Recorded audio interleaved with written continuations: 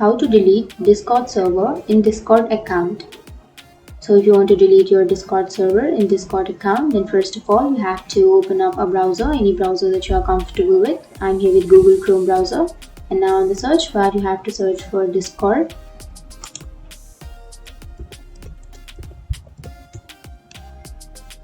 And after searching, you can click on the first search which says discord.com.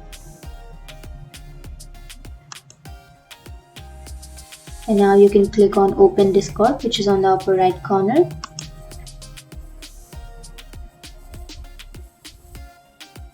And make sure to log into your account. And after logging in, on the left side you will have your servers. You can simply click on any one of your server.